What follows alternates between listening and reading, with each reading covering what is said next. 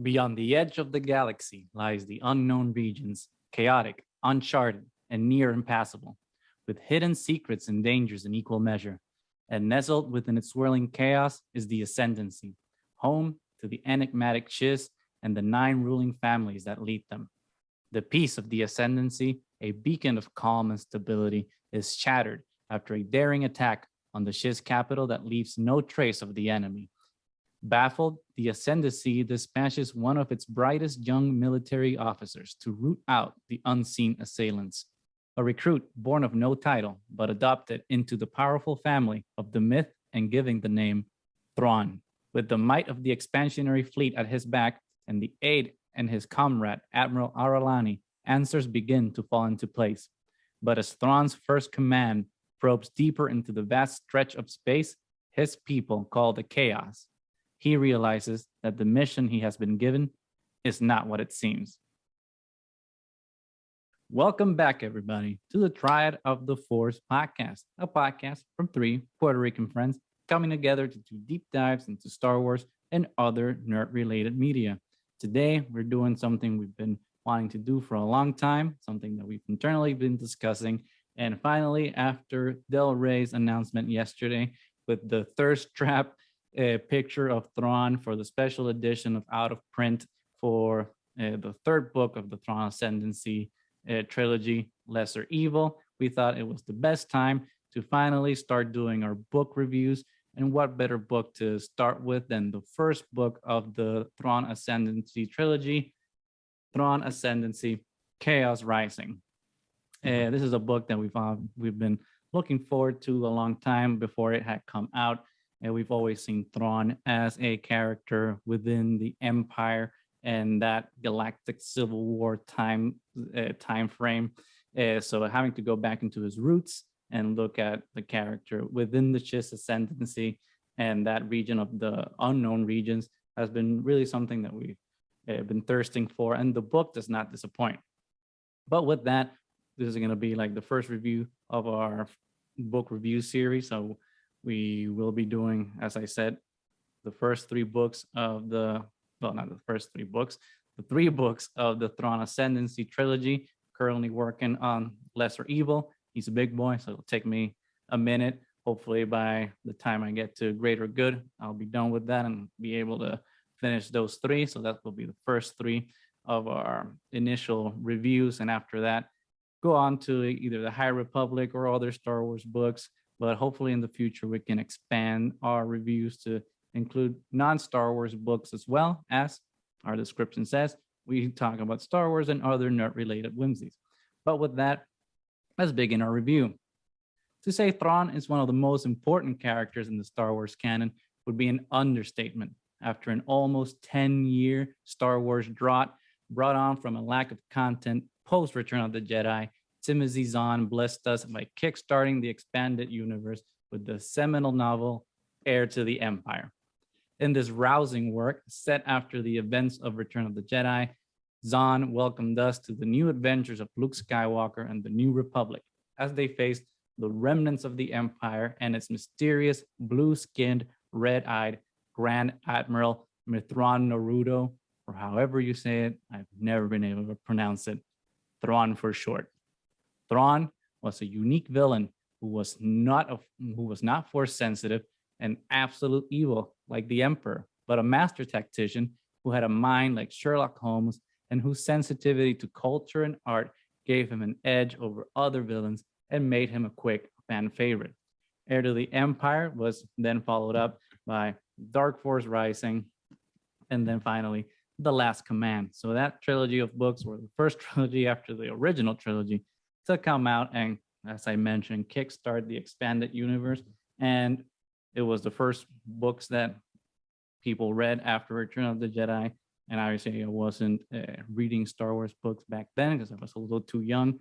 But eventually when I got into them, the Thrawn trilogy were my first Star Wars books and my first foray into the expanded universe. So they're also close to my heart. And when I went to Celebration Chicago, I had the good fortune of meeting Timothy Zahn. Well, meeting I think might be stretching it, but getting to see Timothy Zahn, and he was kind enough to sign my Thrawn trilogy books. So that was special to say the least. But fast forward a couple decades, and after the dissolution of the expanded universe and the nascent Disney Star Wars canon, many wondered what Thrawn's destiny would be. Luckily, Dave Filoni resurrected him in Star Wars Rebels, and subsequently he came back to publishing in his origin novel, penned once again by Timothy Zahn and simply titled Thrawn. This excellent novel was followed up by two more entries in the new Thrawn trilogy called Thrawn Alliances and Thrawn Treason. After this, some wondered if there would be more Thrawn stories, and thankfully, the answer to that was yes. A new trilogy was announced, and like mentioned before, it's called the Thrawn Ascendancy trilogy, with the first book, as we mentioned, called Chaos Rising. This book was a breath of fresh air as it brought in a new unexplored area to the galaxy, the unknown regions, or as it is known to Thrawn and the Shiz, the Chaos. Also, new characters and new situations made this book feel unique and had a welcome environment that set up new story potentials for Star Wars at large. Now, some would argue that Alliances and Treason, the second and third books of the new Star Wars and the new Thrawn trilogies under Disney, were diminishing returns in terms of their quality, and mostly we agree. Treason specifically felt very constrained by Star Wars Rebels and how much Thrawn needed to tie into the continuity of the series, which made the story feel not as unique and made the plot lines of the book suffer. Chaos Rising, however, is an entirely different story, and as mentioned before, a massive breath of fresh air. Timothy Zahn feels liberated from continuity, and the story feels invigorated and new, while also feeling distinctly Star Wars. There are no Jedi, but the Force is present in the story in a more subtle way. The Chiss Fleet have Skywalkers, children who are usually girls, who are strong in third sight and who guide ships through hyperspace. This was mentioned in Thrawn Alliances. So while these books connect to other canon stories, it does so in an organic way, which does not feel forced like in the previous Thrawn trilogy. This third sight is somewhat of a mystery in this corner of the galaxy, and it's not as explored in the stories we are familiar with, which once again makes it feel novel, and is something that is developed further in the following two books. Joining Thrawn are Auralani, Cheery, and Thalias, three Shiz women who complement Thrawn in different ways. Auralani also serves in the expansionary defense fleet with Thrawn and serves as his equal in many ways while sharing a history with him.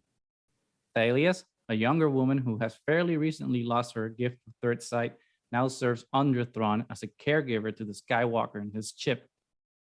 Cheery is a young girl who is the aforementioned Skywalker and is somewhat naive of the galaxy. All three of these women help round out Thrawn's sometimes clueless persona. These characters are an excellent addition to the canon, and ones that we hopefully get to see more of. An issue that previous Thrawn books have had is that they get repetitive in his Sherlock Holmesian persona, and as such, tend to get boring. By introducing these new main characters, it helps shift the point of view away from Thrawn and imbue the story with much needed perspectives, which makes the narrative way more dynamic. As with Thrawn stories, Thrawn must contend with military foes, which have almost as much wits and smarts as Thrawn, and create the main conflict we must solve. In this case, it is Jiv the Benevolent of the Nakardan Destiny, a welcome villain, since because of the setting of the book, is distinct from the rest of the scum and villainy we're accustomed to in our usual side of the galaxy. More interestingly, though, Thrawn must contend with threats from within his own ranks in the Chiss Ascendancy, and more troubling still from his own family, the Myth. This conflict is further developed in subsequent books, but the seeds are planted here, which are very engaging, since Thrawn is particularly illiterate in politics. The one downside of the book is its very bright spot, its new setting. While setting the book in the unknown regions and with aliens, cultures, and chips, names, and families we don't know is refreshing and exciting, it can get very dense and hard to follow at times, especially with the difficult name conventions, which are as you saw before, very hard to pronounce. This is just a nitpick though, since Star Wars absolutely needs to break away from the crushingly familiar that we've been accustomed to, especially with the sequel trilogy. All in all, Chaos Rising is a very exciting book and a welcome departure from the galactic conflicts we are accustomed to. For fans of Thrawn's, it gives new stories of everyone's favorite Grand Admiral. For newcomers, it's a great entry point for the characters, since you don't have to be burdened by canon and start fresh. Timothy Zahn feels invigorated and creative. A character he created decades ago, which helped define the expanded universe, is given new life and made feel fresh again. Thankfully, we'll have more of this with Greater Good up next, and finally with Lesser Evil. Here's to more good Thrawn. What's our final review of the book? Our final review is a 4.5 out of 5. So extremely good, especially seeing the kind of disappointing end that we got with Thrawn treason.